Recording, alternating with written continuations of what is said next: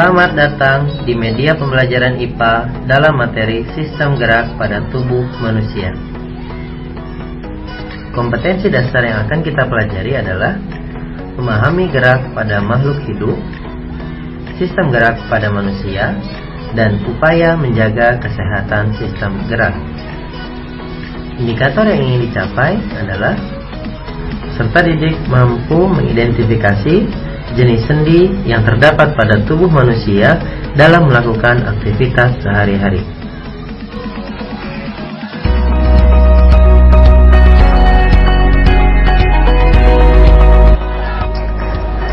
Kita wajib bersyukur kepada Tuhan Yang Maha Esa karena telah diciptakan dalam bentuk tubuh yang paling sempurna, sehingga tubuh kita dapat beraktivitas dengan baik. Berolahraga contohnya. Kalian tentu pernah berolahraga, bukan? Kemampuan yang dimiliki manusia untuk bergerak tentunya dikarenakan adanya organ-organ yang mendukung tubuh manusia untuk melakukannya. Kerjasama organ-organ tersebut dikenal dengan sistem gerak. Sistem gerak meliputi tulang atau rangka, otot, dan persendian. Khusus pada media ini, yang akan dibahas adalah persendian. Kalian tentu masih ingat tentang fungsi rangka? Fungsi rangka yaitu yang pertama, memberikan bentuk pada tubuh. Yang kedua, menopang tubuh. Yang ketiga, melindungi organ-organ dalam. 4. Sebagai tempat menempelnya otot yang merupakan alat gerak aktif pada tubuh manusia. Yang kelima, pada jenis tulang tertentu, tulang berfungsi sebagai tempat pembentukan sel darah merah. Sel darah merah dibentuk di sumsum tulang.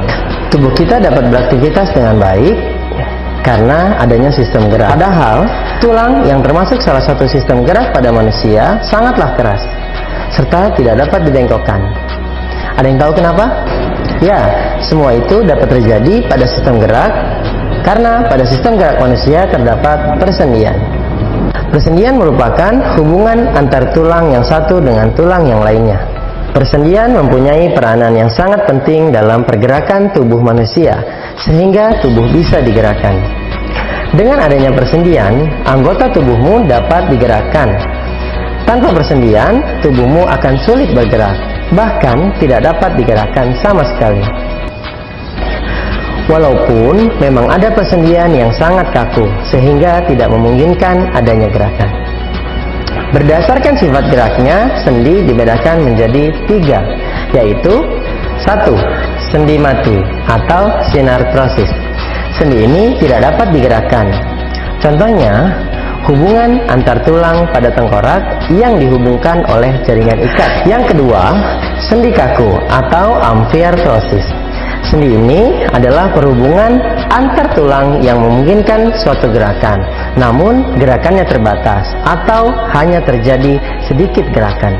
Contohnya terdapat pada ruas-ruas tulang belakang. Yang ketiga, sendi gerak. Berdasarkan arah geraknya, sendi gerak dibedakan menjadi 5.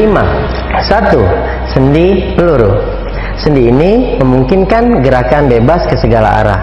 Sendi ini menghubungkan antara satu tulang yang mempunyai satu ujung bulat yang masuk ke ujung tulang yang lain yang berongga seperti mangkok. Contoh sendi peluru adalah sendi antara tulang lengan atas dan dengan tulang belikat, dan sendi antara tulang pinggul dengan tulang paha. Dengan adanya sendi ini, memungkinkan tulang-tulang tersebut dapat diayunkan ke arah manapun. Yang kedua, sendi engsel. Sendi ini memungkinkan gerakan satu arah. Ada yang ke depan, ada yang ke belakang, seperti engsel pintu. Contoh sendi engsel yaitu sendi pada siku dan lutut. Sendi ini memungkinkan ruang gerak yang lebih sempit dibandingkan dengan sendi peluru. Yang ketiga, sendi putar. Sendi ini memiliki prinsip kerja ujung tulang yang satu yang berfungsi sebagai poros dan ujung tulang yang lain yang berbentuk seperti cincin yang dapat berputar pada poros tersebut. Contoh sendi putar adalah sendi yang terdapat antara tulang tengkorak dengan tulang leher. Sendi tersebut memungkinkan kepala kita dapat memutar, mengangguk, serta menggeleng. Yang keempat, sendi pelana. Sendi pelana merupakan pertemuan antara dua tulang yang berbentuk seperti pelana. Sendi ini dapat menggerakkan tulang kedua arah, yaitu ke depan, belakang, dan ke samping. Contoh sendi pelana adalah sendi yang terdapat pada pangkal ibu jari. Yang kelima, sendi geser. Sendi ini menghubungkan antara dua tulang yang memiliki permukaan datar. Prinsip kerja ini adalah satu bagian tulang bergerak menggeser di atas tulang yang lain. Sendi geser juga memungkinkan tulang bergerak ke depan dan ke belakang. Contoh sendi geser ialah tulang-tulang pergelangan tangan dan pergelangan kaki, serta ruas tulang belakang. Sendi ini merupakan sendi yang paling sering digunakan dalam beraktivitas sehari-hari. Misalnya, menulis, naik tangga, serta beberapa aktivitas lainnya. Baiklah, kesimpulannya, berdasarkan sifat geraknya, sendi dibagi menjadi 3, yaitu sendi mati, sendi kaku, dan sendi gerak.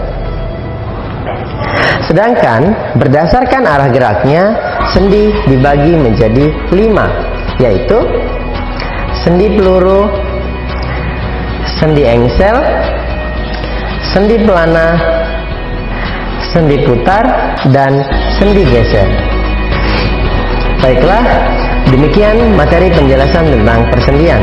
Semoga adik-adik dapat mengambil manfaatnya. Sampai bertemu di materi selanjutnya. Sampai jumpa.